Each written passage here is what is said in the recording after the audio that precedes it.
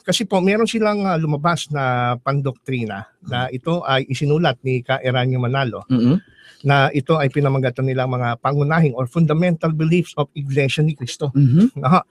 At ito ang sinasabi dito sa Tagalog version nila sa number 285, point number 285.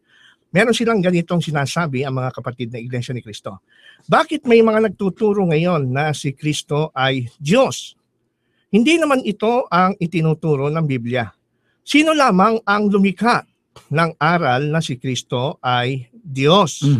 So ang sagot nila, ang lumikha at nagturo na si Cristo ay Diyos ay ang Iglesia Katolika. Noong taong 325 AD. Sa konsilyo na sa Nicaea ay ipinahayag nila bilang alituntunin ng kanilang pananampalataya na si Jesus ay tunay na Diyos. Sumipi sila sa aklat na kung tawagin ay Discourses on the Apostles' Creed sa page 206 na ganito ang sinasabi sa aklat na ito. Thus, for example, it was not until 325 AD at the Council of Nicaea that the Church defined for us that it was an article of faith that Jesus is truly God. So, wikang Tagalog, kaya halimbawa, noon lamang 325 taon ng Panginoon sa konsilyo ng Nicaea nang ipaliwanag ng Iglesia sa atin na isang alituntunin ng pananampalataya na si Jesus ay tunay na Diyos. Kaya bilang conclusion, sabi nila, ang aral na si Kristo ay Diyos ay hindi aral ng Biblia, hindi rin ito pananampalataya ng mga unang Kristiyano. Ito ay atin pong pag-aaralan at hihimayin, susuriin nating maigi sa pong ito. Napaka-importante ho kasi ito ay ginagamit nila sa kanilang pandoktrina. Yes, opo. So yung mga tagapakinig nila na dinodoktrinahan na hindi familiar sa kung ano talaga ang nangyari sa kasaysayan noon sa konsilyo ng Nicaea, ay baka mapaniwala sila doon sa kanilang theory. Matatawag nating theory to kasi hindi naman based talaga sa katotohanan. Sabi nila, doon lamang daw nagsimula, itinuro at nilikha ang aral na si Kristo ay Diyos. At ginamit nga nila itong Discourses on the Apostles' Creed. Ano ba masasabi natin dito? Tama ba yung panukala ng mga kaibigan nating Iglesia ni Kristo na doon lamang itinuro noong 325 AD yung paniniwala na si Kristo ay tunay na Diyos? Pastor Joel? Okay, gusto nating linawin, no? Bago pa yung convene nila doon sa Nicaea, ay yung paniniwala na doon sa divinity ni Christ, paniniwala na ito ng mga bishops noon. Totoo yan. Bago pa nag-convene doon sa Nicaea, it had been affirmed by the majority of Christians for almost 3 centuries yung divinity ni Christ. Si Christ ay sinasamba na nila, nananalangin na sila doon at kino-confess nila na as universal Lord ang ating Panginoon. Ngayon, paano nagkaroon ng ano ba ang issue doon sa Nicaea, Brother Ronald, di ba? So una, banggitin muna natin na bago doon sa Nicaea, may mga binabanggit na ito mga apostolic father tungkol sa divinity ni Christ. Kung tawagin sila mga anti-Nicene fathers. Sabihin, mga church fathers na tagapagtanggol ng defenders of faith. Opo. Bago pa yung Nicaea. Sige nga, so meron na silang claim dito, meron na silang binabanggit bago pa yung Nicaea. Ang sabi nila dito, the resurrected Jesus is afforded divine honor in the presence of the Father. Sabi ni Clement sa page 32, paragraph 4. Yes. Okay? Clement, may binabanggit din dito si Ignatius, ang sabi niya, there is only one physician of flesh and of the spirit, generate or born or ingenerate or unborn, God in man, life, death, Son of Mary, Son of God, first possible, subject to suffering. Then, impossible beyond suffering, Jesus Christ our Lord. Ibig sabihin po, dito pa lamang po sa mga pahayag ng mga anti-Nicene fathers, nangangahulugan na may pagkilala na sila sa divinity ni Christ bago pa yung Council at Nicaea. Ngayon, tutungo tayo, Brother Ronald, ano ba yung nangyari doon sa Council at Nicaea? Bakit nagkaroon ng ganitong pagpupulong? Kasi po doon kaya nagkaroon ng Council at Nicaea dahil doon sa pagtatalo sa pagitan ni Arius at isang presbyter at gayon din sa pagitan ni Alexander, isang archbishop. Ano po ba ang nangyari doon? Kasi po merong paniniwala si Alexander, kasi ito rin talaga yung paniniwala ng pangkalahatan na si Kristo ay meron siyang shared na divine attribute sa Father. Okay? Pero however, si Arius, dinidina niya ito, Brother Ronald. Hindi niya tanggap na may na Diyos din si Kristo, na hindi siya kagaya o meron siyang nature ng Diyos na kagaya ng Ama. Kaya naman noong 318 AD, ipinakalat ni Arius yung kanyang paniniwala na hindi Diyos si Kristo, na parang created being lang din siya. Yes. Yung mga ex nihilo, created out of nothing, si Christ. So dito po, kaya ang ginawa ni Alexander ay miniting niya lahat ng mga archbishop doon sa Alexandria upang pag-aralan yung aral ni Arius at upang tanggalin siya doon sa pagiging presbyter niya dahil sa kakaibang paniniwala niya. Kaya po ang nangyari, since ang emperor nung time na yon ay si Constantine, ayaw niya talagang mahati yung kanyang imperyo. Gusto niya ay unity. Kaya nga doon sa binabanggit sa A History of Christian Thought na sinulat ni Justo Gonzales, ang sabi niya po ay ganito: concerned more with imperial unity than theological precision, Constantine was eager to adopt a solution that would appeal to the largest number of bishops no matter what the solution might be. Ibig sabihin, willing ito si Constantine na ayusin yung pamamahala para magkaroon ng unity doon sa majority, kung ano pagkasundaan, para hindi lang mahati. So ano pa ang sunod na nangyari doon? May nasa pagpapatuloy pa yung 325 First Ecumenical Council. Yan na nga natin masasabi na mga kaibigan na hindi ho tama yung kumakalat na theory na si Constantino daw ang dahilan kung bakit tinanggap ng Kristyanismo ang pagiging Diyos ni Kristo. Hindi ho totoo yun. Kasi si Constantine, sabi nga nung kinote sa atin ni Brother Joel, siya nga mismo ay wala siyang pakialam kung ano magiging outcome ng majority. Basta magkaisa. So hindi galing kay Constantino yung paniwala na si Kristo ay Diyos. Pastor Ayan, ano po naman ang inyong maidadagdag tungkol dito? Yung katungkol po dyan, ang issue po talaga, hindi po pinag-uusapan kung si Kristo ba ay tao. Yes. Ang pinag-uusapan po dyan, kung si Kristo ba ay Diyos, kailan? Yan, ang sabi ni Arius, sabi niya, there was a time when he was not. Yes. Umiikot po sila sa Alexandria. So, makikita po natin doon na ang issue po nung mga church fathers po nung mga panahon na yon ay ang tungkol po sa anong klaseng pagka-Diyos. Yun po ang kanilang pinag-uusapan. Hindi kung siya ba'y tao o Diyos. Hindi po. Hindi po yun. Tama, magandang point yan, Pastor Ryan. Kaya nga si Arius, ang paniwala niya, si Kristo ay nilikha. At actually may mga descendants si Arius ngayon na nagtuturo din ng ganyan. Kasama na dyan yung pinanggalingan ko, Jehovah's Witnesses. Ang paniwala din, si Arius kasi naniniwala din siya na si Jesus ay Diyos. Kaya lang, mighty God, maliit na uring Diyos. Nilikhang Diyos, Diyos na may pasimula. At yan ngayon ang paniniwalaan ng mga Jehovah's Witnesses. At kaya nga po, hindi ho tinatanggap. At nung nalaman ko yung katotohanan na si Kristo pala yung tunay na Diyos, iniwan ko talaga yung pananampalatayang yan. Ganon din, mga Iglesia ni Kristo.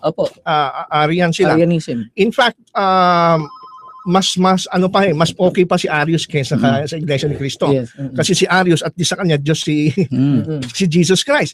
Ang sa history ng church ay masasabi ko po na kung mayroon mang descendant or ninuno ang mga kapatid natin na kaibigan ng Iglesia ni Kristo, ito yung mga tinatawag nating mga Ebionites. Ayon sa history, ang mga Ebionites, ang paniwala nila si Jesus Christ ay tao lamang. At usually, ang mga unang mga members nito ay yung mga Jews na gusto na lang i-preserve yung monotheism na mayroong Diyos. Kaya they believe na si Jesus Christ is isa lamang propeta. Ngayon, mayroon din akong gusto na ipapansin dito bago natin si Pastor Bjorn ay nasa linya. Sa line 1, bago natin siya ibigay, ay mayroon dito sa kanilang kinote natin na kanilang fundamental belief na Iglesia ni Cristo. May napansin ako rito Ang tanong kasi nila, pinalalabas nila na nilikha lamang yung aral na si Kristo ay Diyos noon lamang sa Nicaea. Kaya ang tanong nila, sino lamang ang lumikha ng aral? Ang sagot nila, Iglesia Katolika. Ang totoo niyan, kung tayo po yung magiging objective sa history, mga kasama, ang Iglesia Katolika ba yung nagsimula na noong 325 AD? Hindi ba, Pastor Ryan? Wala pang tinatawag na Roman Catholic Church. Wala pa. Diyan na marami hong nalilito, mga kaibigan at mga kasama, kasi porke narinig nila yung Iglesia Katolika, yun na yun. Agad nila. Roman Catholic Church.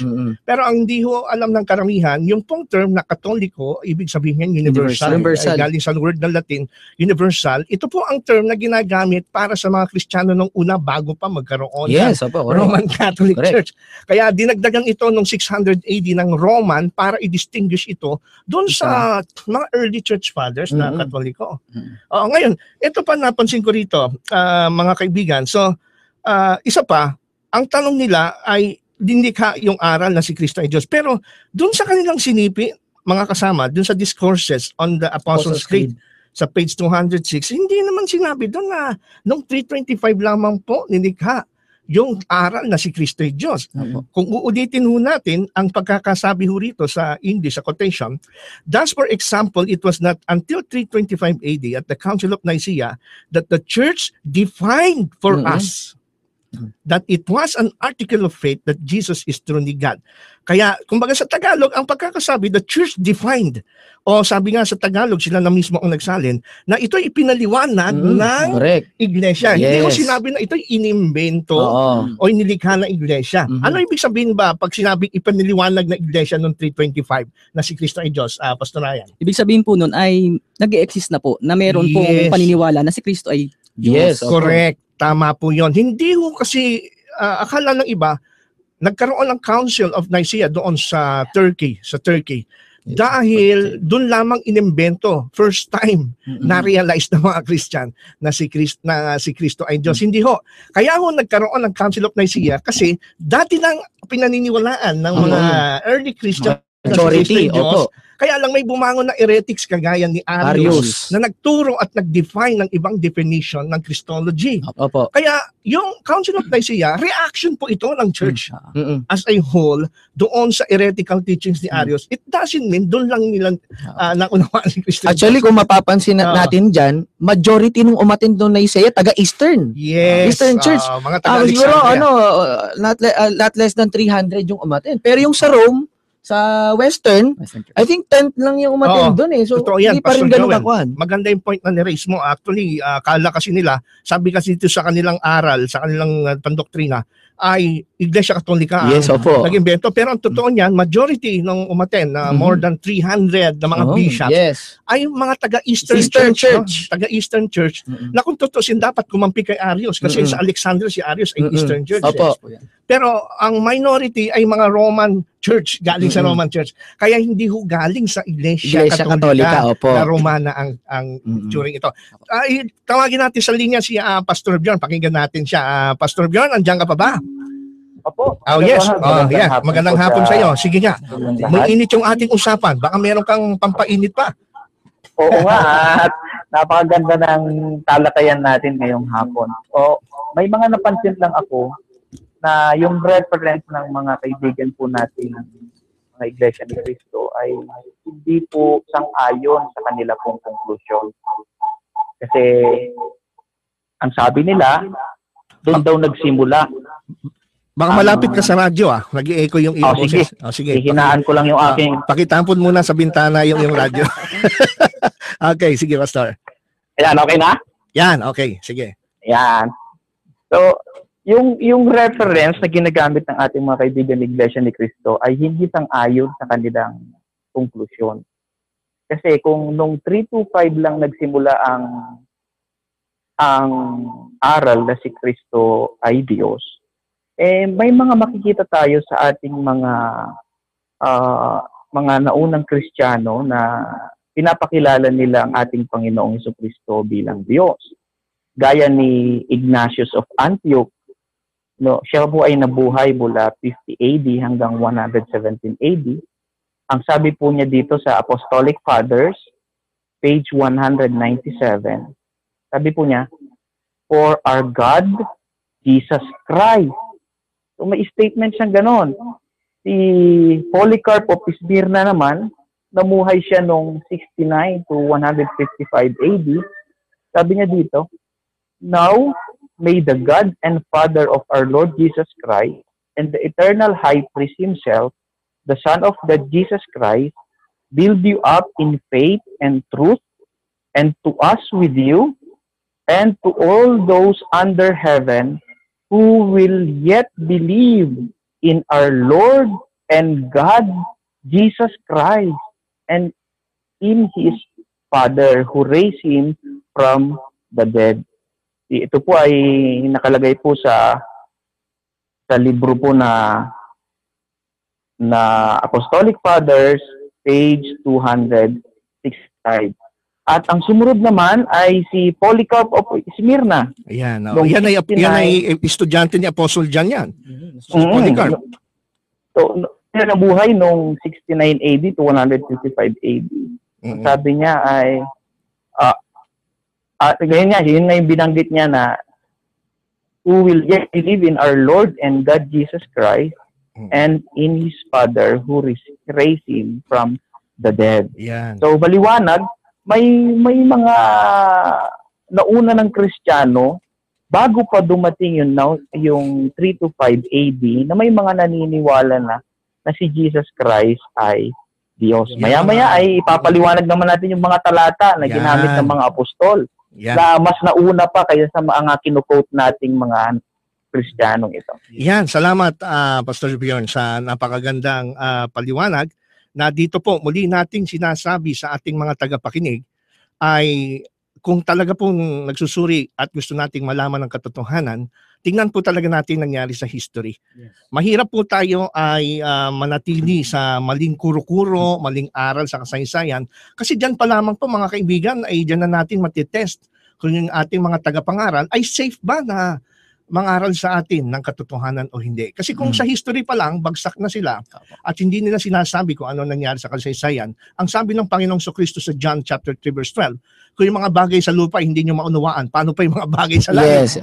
So kung hindi sila reliable doon sa bagay na yun, ano? Correct. Kaya napatunayan natin na gaya nila Polycarp, sila Ignatius, sila Clement, ay meron tayong evidence from history mismo mga kaibigan na ito po yung mga outside the Bible, pero sila tinatawag po silang mga apostolic fathers kasi sila yung mga descendants na abutan, kagaya si Clement, naabutan niya sila Apostle John. Mas malapit na nabuhay. Malapit na nabuhay. So, ibig sabihin, yung kanilang expression of faith regarding the deity of Jesus Christ, hindi inimbento nila ito. Ito'y galing mismo dun sa mga apostol na nagturo sa kanila. Kaya mas tama po yung interpretation na atin pong inilalahad dito na noong 325 ay bumangon po ang Council of Nicaea hindi para imbentohin at ideklara na si Kristo ay Diyos for the first time in history, kundi dahil nagkaroon ng heretical teachings na kailangan i-correct, kaya nagkaroon ng council. Kaya nga ito tinatawag na ecumenical council. Para sa pagkakaisa. Kaya nga nanalo yung majority, they accept na si Jesus Christ ay Diyos kasi yun na talaga ang paniniwala ng mga Kristiyano. Tsaka kung hindi ito tanggap ng mga bishop na nandoon, ba't iba yung naging reaction nila nung bumangon tong issue na to? Pakinggan nyo po ito, meron pong tayo mababasa dito po sa The Story of Christian Theology. Ito po yung na binabanggit po ni Roger E. Olson, isa pong historian. Ito po yung binabanggit niya na reaksyon ng mga bishops. Bakit nung umusbong to? Kung talagang nun lang umusbong, bakit iba yung naging reaksyon nila? Pakinggan nyo po ito. Ang sabi po dito, some of the bishops were holding their hands over their ears and shouting for someone to stop the blasphemies. Oo nga. Okay? One bishop near Eusebius, kasi si Eusebius yung nag-present kasi hindi pwede si Arius doon sa loob. Kasi hindi naman siya bishop Okay? Step forward and grabbed the manuscript out of hands, threw it on the floor and stomped on it. A riot broke out among the bishops, was stopped only by the emperor's hand. Ibig sabihin talaga, hindi rin tanggap nitong majority ng bishop na nandoon yung aral na ito na created being lang si Christ. Yes, Pastor Ryan? Apo. Ayun nga po, makikita po natin na sila po ay nagkagulo dahil po hindi nila matanggap yung pinag-uusapan. Yes.